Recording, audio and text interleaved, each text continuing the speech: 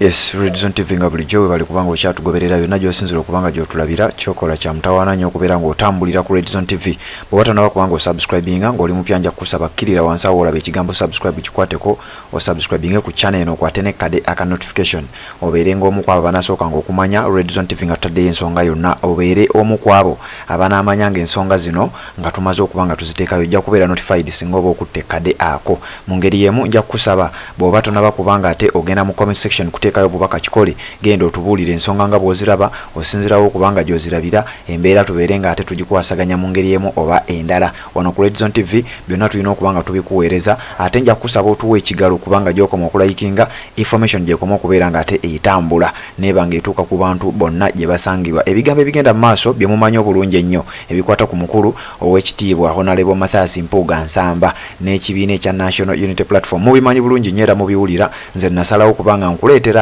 buli muntu yenna ayogera ku nsonga eno gwe tukuleetera naawe owulire. Kakati essaawa eno mbadde sinnaba kubanga nkuleetera ebigambo bya omubaka omukyala akiikirira Kampala nga bw'omanyi MP amanyiddwa nga Honorable Shamim Malende. Jjukira omukyala ono munnamateeka, ye munnamateeka w'abaana bonna abawambibwa mu kibiina ekya National Unity Platform, ye munnamateeka w'ekibiina, y'omu ku bannamateeka b'ekibiina ekya NUP era y'omu ku bantu abasinga ennyo okubeera nga ate basoosowaza nnyo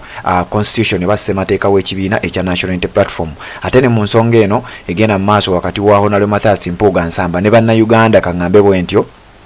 omukyalo ono yalimu mu meeting eyatuula kubanga ntegeddeko nti naye atuula ku kye bayita National Executive Committee oba NEC eya National Unity Platform. Kakati njagala nkuwa ebigambo bye omwewulirireko. Ayina naye byayisizaawo, ayina ensonga ye bw'azinnyonnyodde naye ate ye azinnyonnyodde azikubira nnyo ku mateeka nga bwe nkugambye. Jjukira yalimu mu meeting eyo eya National Executive Committee eyatuula era naye ali omu ku bannambooze abaali mu meeting eyo ne bavayo ne bagamba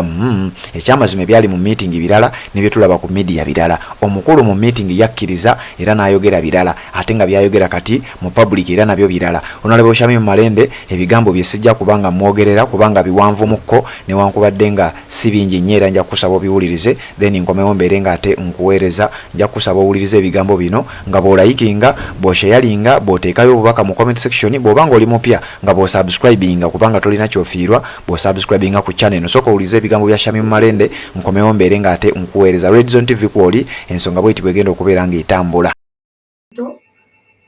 Tewali akibuusabuusa era bw'otunula constitution ya NUP akawaayiro eri article 8 gososo okundisa constitution eyo nze njirina abaana bonna boogera constitution nekigirabanga akawaayiro 8.3 kagamba nti deputy president ajja kubeeranga namba 3 omukulembeze bw'ekibiina era ajja kumyuka nga president mu nsonga zonna ez'ebyobufuzi ne mu kitundu kyatwala abeere nga akolaga deputy we. Kitegeeza nti ensonga y'obukulu bwe yo teriiko kibuuzo naye mu kawaayiro 8 F president constitution ya NUP yamuwa obuyinza okugamba nti abakulembeze bonna aba NUP abalinako obuyinza okubalondoola bye bakola gye batambulira obutaswaza kibiina abakulembeze b'ekibiina n'okusigala ku nnono z'ekibiina kubanga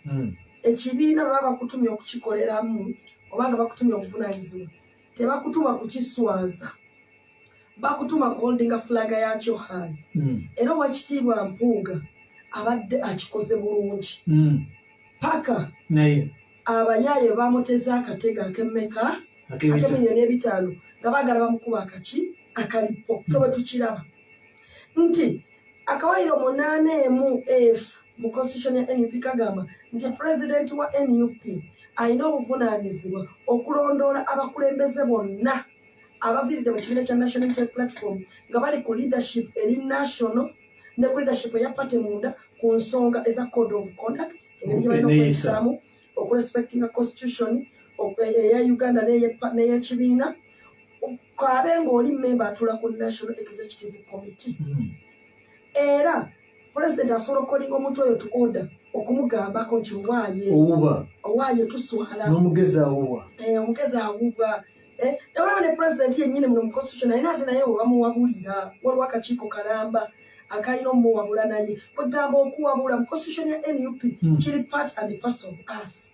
N'olwekyo kyetugezaako okugamba kiki nti buli kiriwo ekitambula kati kitambulira mu ssemateeka w'ekibiina ne ssemateeka wa Uganda. Bw'oba otunuulidde nti independence gyoyogeddeko leader of opposition alondebwa okusiza ku rules of procedure of parliament ziri wano. Leader of opposition alondebwa omukulembeze w'ekibiina ky'ebyobufuzi ekisinga ba members of parliament. Yes. Kakati bw'aba amulonze I'm expecting upholding a constitution and not respecting oath in yeggwanga. Yes, ekirayiro kyakuba ekyekibiina n'ekiggwanga. Yes. Era obutalya mu bantu ko bakola kintu kyonna kiyinza kuteeka linnya lye oba linnya lya kibiina oba eryabo abalina ennyonta y'enkyukakyuka mu kubuusabuusa. Ekyo kyabaddewo. Anti ekyabaddewo kye kino kyekugambye nti ekyabaddewo waliwo ababadde beegomba Honorable Mpuuga nga bagamba oyo mulungi nnyo alabeka katasala namu opposition bw'ayimira ku fulona ayogera bulungi oluzungu n'ategeka ensonga ze owulya eddala nga asengeka ddala buki gabagamba ddala oyo alabeka asaana waffe mu executive. Kakati nga banoonya tumufunye tutya naye ndowooza nga musajja wattu yakola ki yagamba ti Alaze ndi wa sayidi emu kati bo balina enkola bano abantu baffe abaligemu bamwambaza bwe balemwa okukufuna mu ngeri ey'okutuula naawe wakiri bakutega akatego ffe tugamba nti kano akalipo ka $5,000,000 bakamuteze butezi kuba baatuulana mu 2022 mu Gwokutaano ng'akyalina leader of opposition ne bamutega akalipo nti n'atuula mu meeting ye yennyini ate emuwa ssente ekyo nakyo ate tekikkirizibwa. Awo yandisabye nti excuse me teacher can I go out? Ayina kuteeseza kati ate ye yandibadde in fact ye ate kati yandibadde ateeseza baddako kubanga we yabeera leader of opposition era atula ku parliamentary commission ng'asobola okuteesa mu office ya leader of opposition alijja n'abalijja kuba ye bwe yeeteeseza abeera ne conflict of interest okujjako nga ya excuse militants munamateeka omutinike kyogamba amateeka go gonna yali tagala gakuba eri kyekugambye amateeka agamanyi bulungi nnyo era ekiri wano si question yakuba nti omuntu tamanyi mateeka naye question yakugamba nti kino ekintu engeri gyekifulumyemu kyandibadde kikwatibwa mu mpolampola mundaalaasizza nnyo nammwe yadde ensobi ayinza okuba yaliwo naye osanga mwandinkoze bulala so si nsonga yakugamba nti amateeka taga appreciate nga tikiyinza okuba nga waliwo ekitaakolebwa kubanga mugezi ekimala naye ffe tulabamu ti ensonga ayinza okuba nga ndala yatomezebwa nti ayinza okuba yatomezebwa ate nga ayinza okuba atya okuvaayo okugamba bantu nti bannaye munsonyiwe natomezebwa kyokola ffe tumugamba nti tewali kuswala kwonna kuli mu kukkiriza nti omuntu otomezeddwa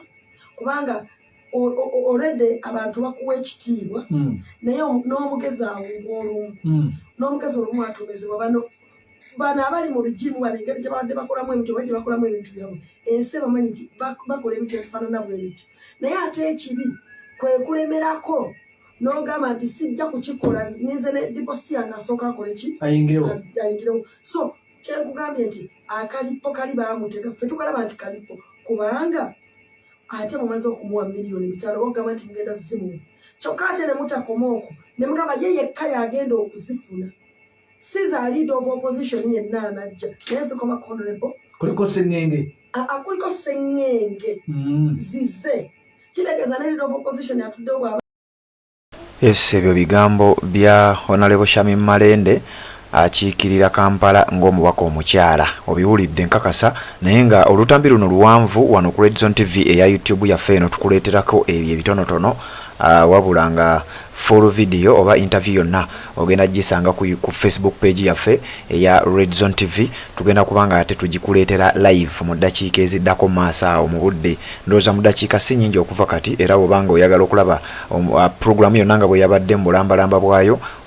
kugenda ku Facebook teekamu Red Zone TV ate obeere ng'ogoberera omukutu ogwo ogenda gisangayo nga tugitaddeyo buli kimu ogenda kubanga okifuna bulungi nnyo Red Zone TV webale kubanga okyagoberera ate naba kubanga osubscribinga kikole kwata kade aka notification oberenga to missing nsonga yo natuuliziganye mu updates eziddako kubanga tukyakuweereza amawulire.